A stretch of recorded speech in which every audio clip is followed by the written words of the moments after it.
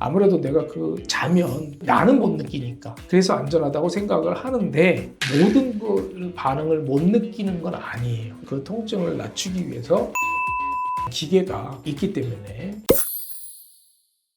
최근에 유명 연예인이 레이저 시술 받다가 얼굴에 심한 화상 입었다고 하던데 어쩌다가 이 시술 중에 화상을 입게 된 걸까요? 이 기계 고장 이런 걸까요?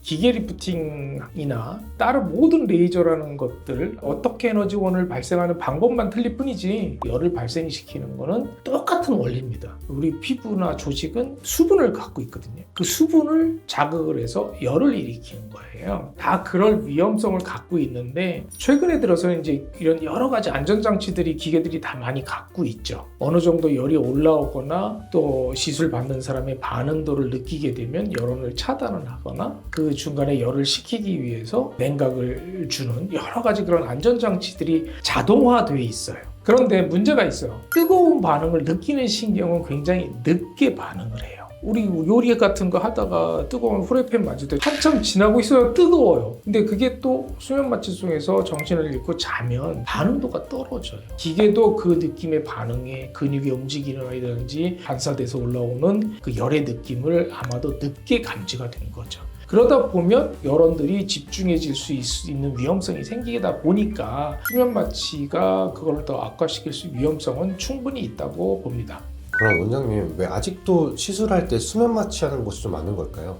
보안 마마보다 두려운 게 병원이잖아요, 그죠? 그 이유가 뭘까요? 딱 하나예요. 통증. 그 통증 때문에 병원을 당연히 두려워하는 거죠. 아무래도 내가 자면 나는 못 느끼니까 그래서 안전하다고 생각을 하는데 거기에 문제점이 또 있어요. 모든 반응을 못 느끼는 건 아니에요. 수면 마취 속에서 잠을 잔다고 해도 통증은 내 뇌가 느껴서 통증을 피하려는 반응이 일어납니다. 통증까지 못 느끼게 해주는 또 마취제 약들이 있죠. 통증을 못 느끼게 하는 마취제들은 반드시 뒤따라오는 게 호흡 중추를 억제할 수 있는 위험성이 있는 약들이거든요. 그리고 수면 마취제가 그 호흡 중추의 억제를 가장 덜 느끼게 하는 약제들이죠. 원장님은 리프팅 시술에서 수면 마취를 권장하시는 편인가요? 저는 수면 마취를 안 합니다. 수면 마취를 했을 때 통증은 뇌가 느낀다고 했죠. 갑자기 자다가도 고개를 확 돌릴 수도 있고 예기치 않은 반응이 나타날 수 있죠. 그럼 실은 들어가 있는데 그럼 구겨지게 들어갈 수도 있죠. 두 번째로 우리가 잠자고 일어나면 아무래도 얼굴에 특히 이 부기를 관리하는 림파선이 있는데 림파선 혈관들의 저류가 생기게 됩니다. 또 거기에다가 실이 들어가는 부위에 마취도 필요할 수 있거든요.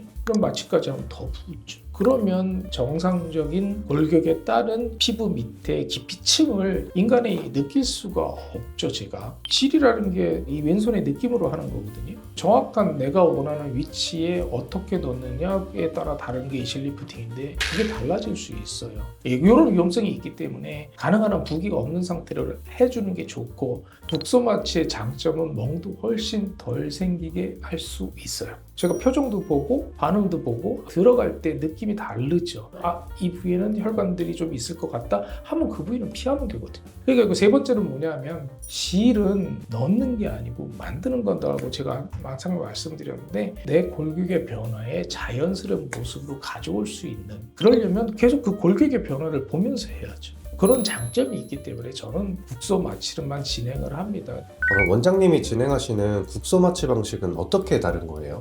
저는 원래 지금도 수다가 많지만 수다가 많은 사람이라 고객들과도 항상 대화하고 고객이 그동안 긴장하고 그래서 말씀 못했던 것들이 이분이 뭘 원하는지 뭘 어떻게 해야 되는지도 나올 수 있거든요. 고객도 긴장이 완화가 떨어져 줘야 편안하게 받으실 수 있어요. 그리고 또 하나는 이제 미국 FDA에서도 나왔지만 3살 이하하고 65세 이상하고는 30분 이상에 대한 수면 마취를 연속적으로 계속 하지 말라고 돼 있어요. 어린 분과 노령층에서는 뇌세포의 손상이 계속 지속될 수 있는 위험성을 발견했기 때문에 그런 권장을 한 거거든요. 그럼 젊어서도 안 하는 게 좋겠죠. 가능한 한 줄여서 여러 가지 안전성의 문제에 있어도 국소 마취가 이 세상에서 가장 안전한 마취니까요.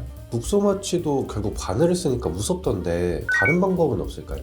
바늘 찌를 때 아픈 그 통증을 낮추기 위해서 저희는 냉동 마취라는 기계가 있기 때문에 드라이 아이스 잘못 만지면 처음에 딱 붙어버려가지고 감각이 없어지잖아요. 한 2도 정도로 만들어서 그걸 느낌만 없애고 그 사이 때 빨리 주사를 해서 통증을 없애는데 그런데 문제점은 하나가 있어요. 라이도케인이라고 하는 국소 마취제를 사용을 하는데 이 약 자체가 약간 들어갔을 때 따가움을 살짝 느끼게 해줘요. 왜 그러냐면 보존하기 위해서 약물들은 다 이 산성도를 갖습니다. 살짝. 우리 몸은 알칼리잖아요. 근데 알칼리가 산성도가 들어가니까 얘가 중화되게 깔 때까지 살짝 그런 느낌이 생기게 되는 거예요. 실제로 그 밑에 다시 마취할 때는 거의 통증을 잘 못 느끼죠. 사실은 마취 크림은 흡수도가 진피의 표면 이상은 못 들어갑니다. 근데 주사 바늘이라고 하는 건 진피 속까지 들어가야 되죠.